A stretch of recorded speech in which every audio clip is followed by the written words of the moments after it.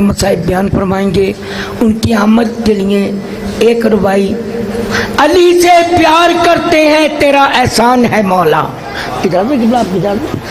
अली से प्यार करते हैं तेरा एहसान है मौला, और हमारे पास बख्शिश का यही सामान है मौला। और दरे शाहे नजब को छोड़ दे जन्नत के बदले में, नाना ये सौदा हम नहीं करते, हमें नुकसान है मौला। मौला इस रुबाई का तो आप महमूद मिर्जा महमूद के बुलंदी को पहुंचे। अब आपके सामने मोहतरम शाह सैफुल हसन साहब आप पसरूर।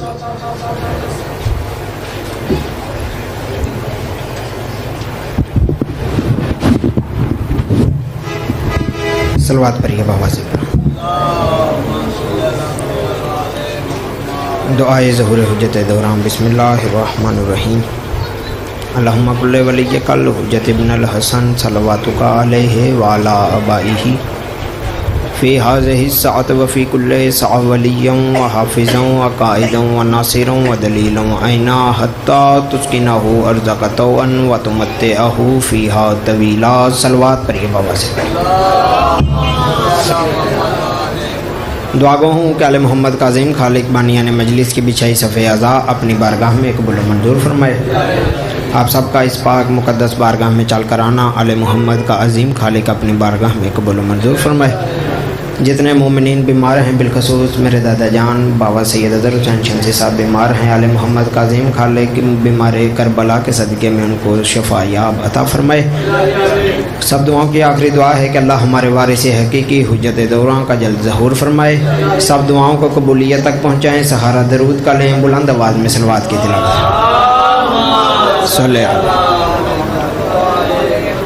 औज़ु बिल्लाहि मिनश शैतानिर रजीम। बिस्मिल्लाहिर्रहमानिर्रहीम। अल्हम्दुलिल्लाहिल मअरूफ़ मिन गैरि रु'यतिन अल्लज़ी लम यज़ल काइमन व दाइमन। इज़ला समाउन ज़ातु अबराजिन वला हुजबुन ज़ातु अरताजिन वला लैलुन दाजिन वला बहरुन साजिन वला जबलुन ज़ुल्लजाजिन। अस्सलातु वस्सलाम बिताहियति वल इकराम अला सय्यदिल अंबिया वल मुरसलीन व अला अहले बैतिही तय्यबीन अत्ताहिरीन अल मासूमीन अल मुंतजबीन अल मुंतखबीन अल मुतहहरीन अल मज़लूमीन। सलवातुल्लाहि अलैहिम अजमईन व लअनतुल्लाहि अला अदाइहिम व मुनकरीन फ़ज़ाइलिहिम व मुसाइबिहिम व विलायतिहिम व अज़दारिहिम अजमईन बेशुमार। अम्मा बादु फ़क़त क़ाल अल्लाहु तबारक व तआला फ़ी मुहकमे किताबिहिल मजीद वल फ़ुरक़ानिहिल हमीद व क़ौलिहिल हक़। बिस्मिल्लाहिर्रहमानिर्रहीम। फ़लन तजिदा लिसुन्नतिल्लाहि तहवीला फ़लन तजिदा लिसुन्नतिल्लाहि तजदीदा। सलवात पढ़िए बाबा से।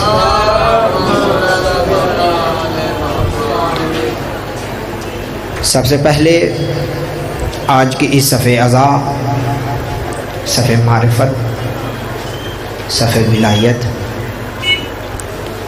और इस पर मौजूद हाज़रीन, मवालियान और अज़ादारान, उनके अलावा सबके दिलों के तख्त पर मसनद नशीन विलायत वली मुतलक के वसीला से दरख्वास्त गुज़ार हूँ अपने उस वारिस हकीकी के हजूर जो आज भी पर्दा गैबत में शाहसवारे रहवारे हुज्जत इलाहिया की हैसियत से मौजूद है कि वो मुतलकुल इनान मुदब्बिरुल उमूर अपने रुख से हिजाब गैबत को हटाए और काबे की छत पर अपने दोनों कदमों को रंजम फरमा कर कायनात को बताए। अली के दुश्मन पर कल भी लानत वाजिब थी, आज भी लानत वाजिब है।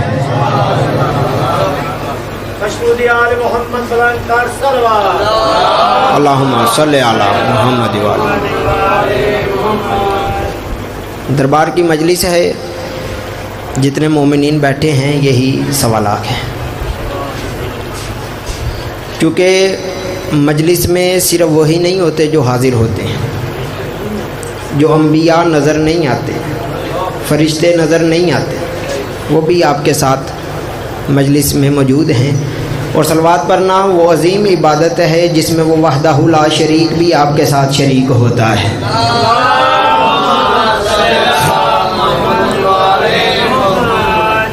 ابھی میں نے آپ کے سامنے سورہ فاطر سے آیہ مجیدہ پڑھنے کا شرف حاصل کیا. اس آیت میں اللہ غرور اور تکبر کے ساتھ بات کر رہا ہے، اور اللہ تکبر کے ساتھ بات کیوں نہ کرے؟ تکبر اس اللہ کو جچتا ہے، چونکہ وہ اللہ ہے جس کو علی بھی سجدہ کرتا ہے. وہ اللہ ہے جس کو علی بھی سجدہ کرتا ہے. خود مرشد علی نے مسجد قباء کے منبر پر بیٹھ کر اللہ سے پوچھا، یا اللہ، تو نے اپنی ہر صفت کا مظہر مجھ علی کو بنایا ہے، تو پھر یہ تکبر والی صفت تو نے مجھے کیوں نہیں دی؟ اس کا سبب کیا ہے؟ اللہ کہتا ہے، اے علی، تکبر صرف بنتا ہی میرے لیے ہے، تکبر صرف رکھا اپنے لیے اس لیے ہے چونکہ میں وہ اللہ ہوں جسے تو سجدہ کرتا ہے. آج لوگ ہمیں بیٹھک میں بیٹھ کر، کمروں میں بیٹھ کر، گھر میں اپنے بیوی بچوں کے سامنے بیٹھ کر کہہ دیتے ہیں، جی شیعہ کافر ہیں، جی شیعہ مشرک ہیں، شیعہ نصیری ہیں. جی کیوں کافر مشرک نصیری ہیں؟ جی یہ علی کو اللہ کہتے ہیں. پروگرام لائیو چل رہا ہے، دور دور تک کے مومنین میرے سامنے ہیں، جتنے بھی ہیں، کوئی کہیں سے آیا ہے، کوئی کہیں سے آیا ہے، بی بی پاک دامن کے سارے ظاہر بیٹھے ہیں. آج اپنا عقیدہ ریکارڈ کروانے لگا ہوں. ہم لعنت کرتے ہیں، بلکہ ہم نہیں، جو علی کو اللہ مانے بھی نہیں، صرف علی کو اللہ سوچے اس پر علی لعنت کرتا ہے، جو علی کو اپنے جیسا کہتا ہے اس پر اللہ لعنت کرتا. اللہ اکبر.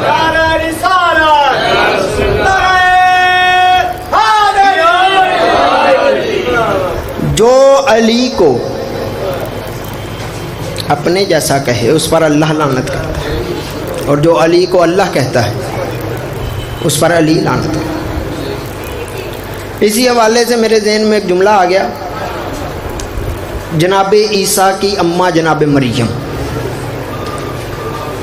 ان کی اماں نے منت مانگی تھی، ایک منت مانگی تھی کہ جو بچہ میرے پیٹ میں ہے وہ جب دنیا میں آئے گا تو اسے تیرے گھر کا مجاور بناؤں گی. اب بی بی کو نہیں پتا تھا کہ بیٹی نے دنیا میں آنا ہے، اور انہوں نے یہ بھی نہیں کہا کہ اگر بیٹا آئے گا، انہوں نے کہا اگر کوئی بھی دنیا میں آئے اسے تیرے گھر کا مجاور بناؤ. اللہ کا حکم تھا، بیٹی دنیا میں آ گئی. اللہ کا حکم تھا، بیٹی دنیا میں آ گئی. بیٹی دنیا میں آئی. جناب مریم کی اماں پریشان، منت مانگی تھی. منت مانگنا مستحب ہے، سنت ہے، لیکن پوری کرنا واجب ہے. اب اللہ نے دی ہے بیٹی، اب منت کس طرح پوری کروں؟ ادھر بی بی پریشان تھی کہ اللہ کی ہیبت پردے سے آواز آئی، اے میری کنیز پریشان نہ ہو، میں جانتا ہوں کہ تو نے منت مانگی تھی، میں نے تجھے بیٹی کی صورت میں اولاد سے نوازا ہے، تو بیٹی کو میرے گھر کا مجاور بنا، میں جانوں اور تیری بیٹی جانے. اللہ نے حفاظت کا وعدہ کر لیا. اللہ اپنے نبی سے کہتے ہیں، اے زکریا، جی میرے پروردگار، میں نے وعدہ کر لیا ہے، میں نے وعدہ کر لیا ہے کہ میں اس کی حفاظت کا ذمہ لیتا ہوں، ڈیوٹی میں تیری لگا رہا ہوں، تو نے اس کی حفاظت بھی کرنی ہے. اللہ نے وعدہ کیا، ذمہ کس کے لگا دیا؟ جناب زکریا کے. یہی تو شیعہ قوم آپ کو 1400 صدیوں سے کہہ رہی ہے کہ جس طرح جناب مریم کا حفاظت کا وعدہ اللہ نے کیا تھا، پورا زکریا کرتا رہا، اسی طرح کائنات میں رزق تقسیم کرنے کا وعدہ اللہ نے کیا تھا، تقسیم علی کر رہا ہے. اسی لیے تو ہم کہتے ہیں تقسیم کرنے کا وعدہ اللہ نے کیا، پورا علی کر رہا ہے. اللہ نے یہ جو قرآن میں آیت بھیجی کون ہے جو میرے بنائے ہوئے قوانین کو توڑے یا اس میں ترمیم کرے؟ آئیے لاہور بی بی پاک دامن کے سارے مومنین اللہ کی بارگاہ میں چلتے ہیں، جا کر پوچھتے ہیں یا اللہ کس نے دعویٰ کیا ہے تیرے قوانین کو توڑنے کا؟ لیکن سجدہ کر کے ہی صحیح میں تجھے وہ واقعات گنواؤں کہ جہاں پر تو نے علی کے لیے اپنے قوانین توڑے ہیں۔ آپ کی کیا بات ہے؟ جہاں پر قوانین علی کے لیے ٹوٹے ہیں۔ جناب مریم کو جب بیت المقدس میں چھوڑا گیا، فرشتہ آیا، جبرائیل آیا، دو بطول ہیں، ایک بی بی مریم بطول ہے، ایک جناب فاطمہ بطول ہے۔ اللہم صلی علی محمد وآلہ۔ ایک بی بی مریم بطول ہے، ایک جناب سیدہ بطول۔ اب دونوں دو بطول ہیں، دونوں کا ایک ایک واقعہ تاریخ میں ملتا ہے۔ اب جب جناب مریم کو بیت المقدس میں چھوڑا گیا، اب جناب زکریا کھانا لے کر آتے، اب دیکھتے کیا ہیں، جب وہ کھانا لے کر آتے بی بی کے آگے دسترخوان ہوتا تھا، مختلف قسم کے کھانے ہوتے تھے۔ جناب زکریا کہتے ہیں بی بی اللہ نے ذمہ میرے لگایا تھا، لیکن جب بھی میں آتا ہوں تیرے آگے کھانے پڑے ہوتے ہیں، مختلف قسم کے کھانے ہوتے ہیں، مشروبات ہوتے ہیں۔ یہ کھانا کون لے کر آتا ہے؟ مختلف قسم کے کھانے ہوتے ہیں، مشروبات ہوتے ہیں، دسترخوان ہوتا ہے۔ بی بی کہتی ہے اللہ فرشتوں کے ذریعے زمین پر کھانا بھی بھیجتا ہے، جب میں تناول فرما لیتی ہوں فرشتے آتے ہیں، دسترخوان اٹھاتے ہیں، پھر سے لے کر چلے جاتے ہیں۔ اب دونوں بطولوں میں فرق کیا ہے؟ ایک بطول وہ ہے کہ جب اللہ جس کے کھانے کے لیے روٹیاں عرش سے بھیجتا ہے، دوسری بطول وہ ہے جب عرش پر روٹیوں کی ضرورت ہوتی ہے جناب زہرا کے دروازے۔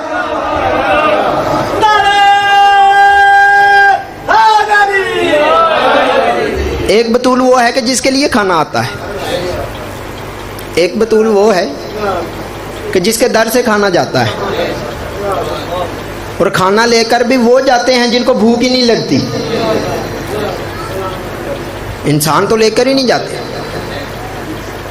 فرشتے آتے ہیں اور فرشتے کھانا کھاتے نہیں۔ جناب مریم بیت المقدس میں تھیں اور فرشتہ آ گیا۔ بی بی کہتی ہیں اعوذ بکا، میں پناہ چاہتی ہوں تجھ سے، اگر تم متقی ہے، مگر اگر تو متقی ہے میں تجھ سے اللہ کی پناہ مانگتی ہوں۔ فرشتہ کہتا ہے میں رسول ہوں، میں رسول ہوں۔ جب جناب عیسیٰ دنیا میں آنے والے تھے، روایت میں ہے، آیت نہیں، بعض خطیب جوش خطابت میں ممبروں سے کہہ دیتے ہیں جی یہ آیت ہے، آیت نہیں روایت ہے کہ اللہ نے جناب مریم سے کہا اخرجی ھذا بیت العبادت لا ھذا بیت الولادت، چلی جا، یہ بچہ پیدا کرنے کی جگہ نہیں، یہ اللہ کا گھر ہے، بچہ پیدا کرنے کی جگہ نہیں، یہ اللہ کا گھر ہے، بچہ پیدا کرنے کی جگہ نہیں۔ اب اللہ کا قانون کیا ہو گیا کہ اللہ کے گھر میں عبادت ہو سکتی ہے، بچہ نہیں آ سکتا، عبادت صرف ہو سکتی ہے، بچہ نہیں آ سکتا۔ آئیے اللہ سے کہتے ہیں یا اللہ تیرا قانون تو تھا کہ عبادت ہو سکتی ہے، بچہ نہیں آ سکتا۔ اب وہ واقعہ میں تجھے یاد کرواتا ہوں کہ ایک واقعہ ہے، 13 رجب ہے، جناب فاطمہ بنت اسد سسرال میں بیٹھی ہے، ان کو تو نے کہا کہ اللہ کے گھر کی طرف علی دنیا میں آنے والا ہے، وہاں کیا ہوا؟ انہیں کہا کہ چلی جا، بچہ دنیا میں آنے والا ہے، اپنے گھر کو چلی جا۔ ادھر کیا ہوا؟ جناب فاطمہ بنت اسد سے کہا علی دنیا میں آنے والا ہے، اپنے گھر سے اللہ کے گھر کی طرف آ۔ اللہ کہتا ہے بندے کا بچہ بن، قانون ٹوٹا نہیں، پکا ہو گیا۔ میں دنیا کو بتانا چاہتا تھا عیسیٰ روح اللہ اور ہے، علی ولی اللہ اور ہے۔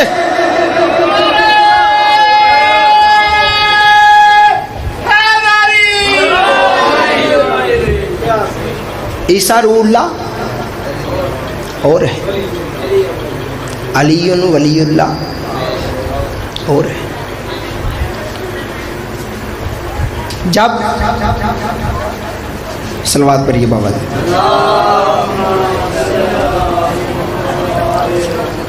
جب 13 رجب کو علی کی اماں کو اللہ نے بلایا نا تو بی بی اپنے گھر سے سفر بی بی نے شروع کیا اور کعبہ کی طرف آنا شروع. جب بی بی کعبہ کے پاس پہنچی نا تو اب ہر محلے میں، علاقے میں، گاؤں میں، شہر میں رواج ہوتا ہے کہ شام کے وقت جتنے گاؤں کے فارغ لوگ ہوتے ہیں، جنہیں پنجابی میں کہتے ہیں جی ویلے بندے، جتنے ہوتے ہیں وہ کسی نہ کسی چوک میں جا کر بیٹھ جاتے ہیں جی، ٹائم پاس ہو جائے گا مختلف مقاصد سے. اسی طرح مکے کے چند لوگ کعبے کے پاس بیٹھے تھے. انہوں نے جب علی المرتضیٰ کی اماں کو جناب ابو طالب کے حرم کو کعبے کے پاس آتے دیکھا، پریشان ہوئے. پریشان ہو کر سوچنے لگے یہ اس وقت کعبے کی طرف، خیر ہو صحیح. پریشان ہوئے.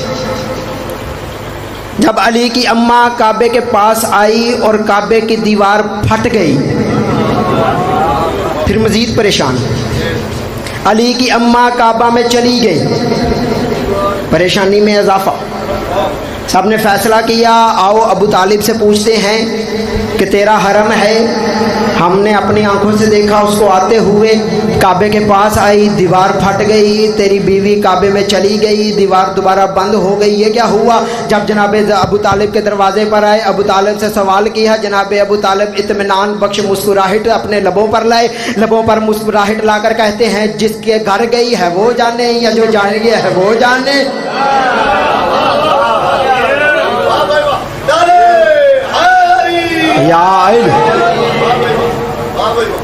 انہوں نے کہا ابو طالب سے تو کوئی اطمینان بخش جواب آیا نہیں،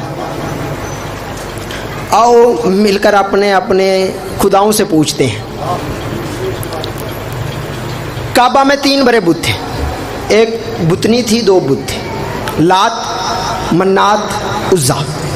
لات والوں نے لات سے پوچھا، منات والوں نے منات سے پوچھا، عزا والوں نے عزا سے پوچھا. لات والوں نے لات سے پوچھا، منات والوں نے منات سے پوچھا، عزا والوں نے عزا سے پوچھا. جب کسی سے کوئی اطمینان بخش جواب نہ آیا نا، جب کسی نے کوئی جواب نہ دیا تو سب نے فیصلہ کیا آؤ اب اللہ کے گھر کا دروازہ کھٹکھٹاتے ہیں. سب اللہ کے گھر پر آئے، آ کر دروازہ کھٹکھٹانا شروع کیا. اللہ کی آواز آئی، اے فاطمہ بنت اسد دروازہ کھول، اے فاطمہ بنت اسد دروازہ کھول. دروازہ کھول کر اب دروازے کے ذریعے باہر جا. بی بی نے ہاتھ باندھے، بی بی نے ہاتھ باندھے. یا اللہ، بلایا دیوار کے ذریعے تھا، بھیج دروازے کے ذریعے کیوں رہا ہے؟ بلایا دیوار کے ذریعے تھا، بھیج دروازے کے ذریعے کیوں رہا ہے؟ جس طرح بلایا تھا اسی طرح واپس بھیجنا، جس طرح مجھے بلایا تھا اسی طرح واپس بھیج. اللہ کہتا ہے میری کنیز، میں جانتا ہوں کہ تجھے دیوار کے ذریعے بلایا تھا، جس طرح تجھے بلایا تھا واپس بھی بھیج سکتا تھا. اب دروازے پر بت پرست آ کر کھڑے ہیں. میں کائنات کو بتانا چاہتا ہوں قیامت تک جب بھی اللہ کا دروازہ کٹکھٹاؤ گے اندر سے علی باہر ہے.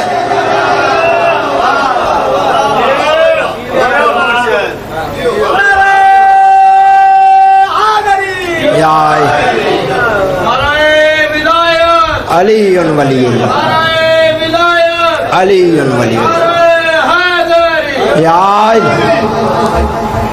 اب دنیا ہمیں کہتی ہے جی آپ کافر، مشرک، نصیری، آپ علی سے رزق مانگتے ہیں، آپ علی سے اولاد مانگتے ہیں. جی ہم علی سے نہیں مانگتے، ہم اللہ سے مانگتے ہیں. اللہ جس ہستی کے ذریعے عطا کرتا ہے اسے علی ابن ابی طالب کہتے.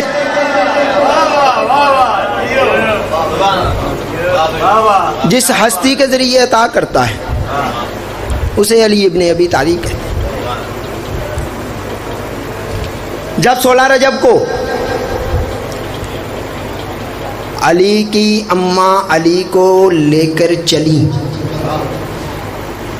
علی کی اماں علی کو لے کر کعبہ سے چلی. اب عرب کا ایک رواج تھا کہ انہوں نے ایک پتھر رکھا ہوا تھا، پتھر کے اوپر بچے کو لٹاتے تھے. 2 پہاڑوں کے درمیان سے اژدہا سانپ آتا تھا،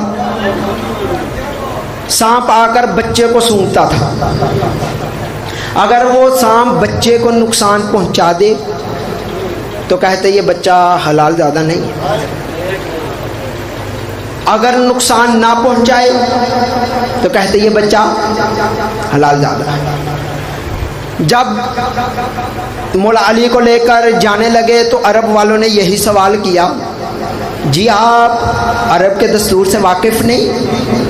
جو بھی بچہ آتا ہے اس پر اژدہا چھوڑا جاتا ہے، تو پھر آپ کے بچے پر کیوں نہیں؟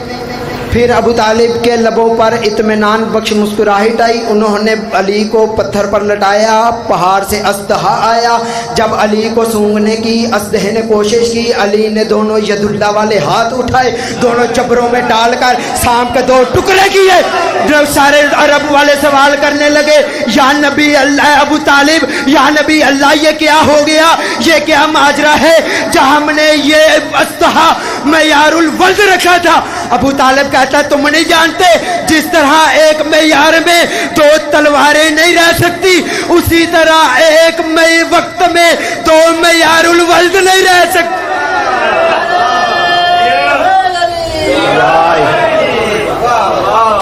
اس طرح ایک وقت میں 2 معیار الولد نہیں رہ سکتے۔ میں نے جو آیت پڑھی تھی اس کے 2 واقعات آپ کو سنانے تھے، ایک سنایا، قصہ کہیں اور چلا گیا۔ خطابت میں ہوتا یہ ہے کہ جو اس سے بات انٹرلنک ہوتی جاتی ہے خطیب وہ بیان کرتا جاتا ہے، لیکن موضوع میں نہیں بھولا۔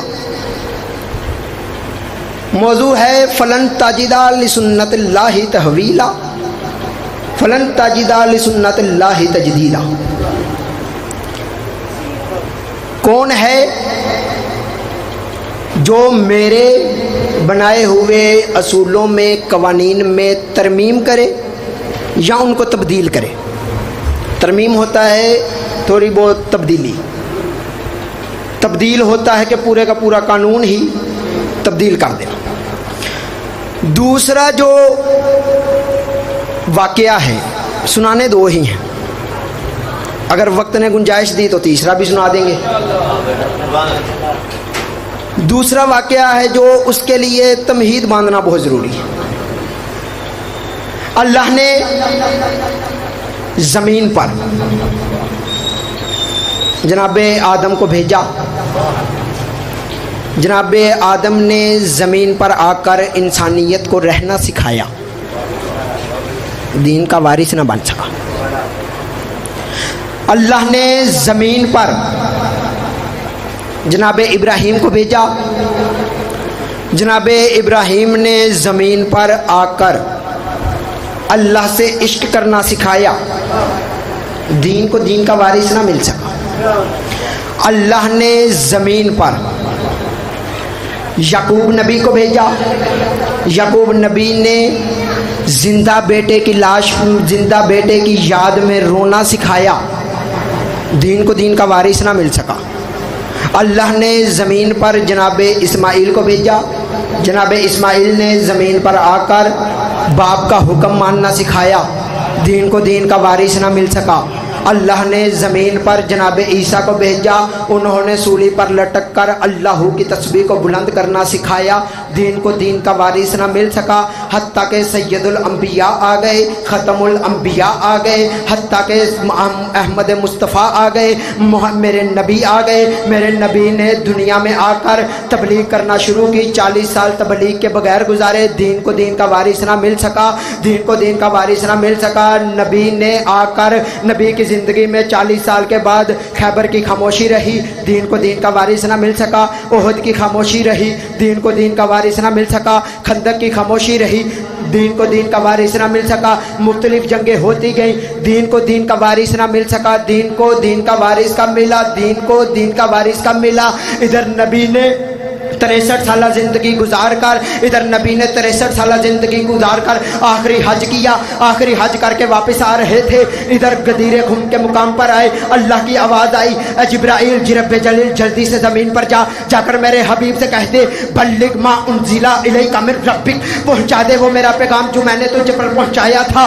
پہنچا دے میرا وہ پیغام جو میں نے تجھ پر پہنچایا تھا، پہنچا دے میرا وہ پیغام جو میں نے تجھ پر اتارا تھا۔ اب نبی نے بلال سے کہا بلال حی علی خیر العمل کی صدا بلند کرو، حی علی خیر العمل کی صدا بلند ہوئی، آگے والے صحابہ پیچھے آئے، پیچھے والے صحابہ آگے آئے، غدیر خم کے مقام پر سارے صحابہ اکٹھے ہوئے، نبی نے انہی صحابہ کے پلان لیے، پلانوں کا منبر بنایا، پلانوں کا منبر بنا کر علی کو اپنے ساتھ بلایا، ادھر نبی نے علی کو بلا کر ہاتھ بلند کیا، ادھر نبی نے فرمایا من کنت مولا فہذا علی مولا، جس کا میں مولا اس کا علی مولا۔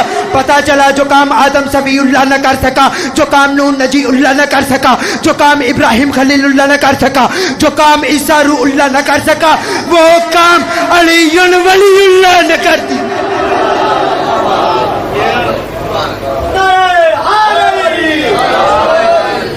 ادھر نبی نے من کنت مولا فہذا علی مولا کا فرمان سنایا۔ اب اللہ کا قانون کیا تھا؟ نبی نے آ کر جب کہا قولوا لا الہ الا اللہ، قولوا لا الہ الا اللہ، دنیا نے آگے سے ایک ہی مطالبہ کیا، جی اگر تمہارا اللہ سچا ہے، اگر تمہارا اللہ سچا ہے تو اللہ کو کہے ہم پر عذاب نازل کرے۔ اللہ نے کہا میرے حبیب میں تجھ پر عذاب نازل، میں ان لوگوں پر عذاب نازل نہیں کروں گا۔ میرے پروردگار خود مانگ رہے ہیں۔ اللہ نے کہا میرا قانون ہے کہ جب تک تو ان میں ہے ان پر عذاب آ نہیں سکتا۔ حکم کیا تھا؟ قولوا لا الہ الا اللہ، اللہ کے منکر ہیں، اللہ کے منکر نبی سے کہہ رہے ہیں اگر اللہ سچا ہے تو اللہ کو کہے ہم پر عذاب نازل کرے۔ عذاب نہیں آیا۔ نبی نے اللہ کی وحدانیت کا اعلان کروایا، لوگوں نے یہی مطالبہ کیا اگر اللہ سچا ہے اللہ کو کہے ہم پر عذاب نازل کریے۔ اللہ نے قانون بنا دیا کہ جب تک تو ان میں ہے عذاب نہیں آ سکتا۔ دوسرا ایک اور قانون اسی طرح کا ایک اور قانون بنایا۔ نبی نے لا الہ الا اللہ کی تبلیغ کے بعد نبی نے اعلان کیا قولوا محمد رسول اللہ۔ جن لوگوں نے اللہ کو ماننا تھا اب وہی لوگ نبی سے کہہ رہے ہیں کہ اگر یہ اعلان اللہ کی طرف سے ہے تو اللہ کو کہے ہم پر عذاب نازل کرے۔ لوگوں نے ایک بہانہ بنا لیا نہ ماننے کا، لوگوں نے بہانہ بنا لیا نہ ماننے کا۔ انہیں پتا تھا کہ اللہ نے جب تک محمد ہم میں ہے عذاب دینا نہیں، جب محمد نے ہمارے درمیان سے چلے جانا ہے ہم نے مانگنا نہیں، پہلے اللہ نے نہیں بھیجنا پھر ہم نے نہیں ماننا۔ اللہ نے جی مجھے جتنا وقت دیا گیا تھا اس میں سے بھی ٹائم ہے، اللہ نے عذاب نہیں بھیجا، صرف 2 سے 3 منٹ کی گفتگو ہے، اس کے بعد ممبر بھائی کے حوالے۔ اللہ نے محمد کا اعلان کروایا، دنیا نے عذاب مانگا، اللہ نے عذاب نہیں بھیجا۔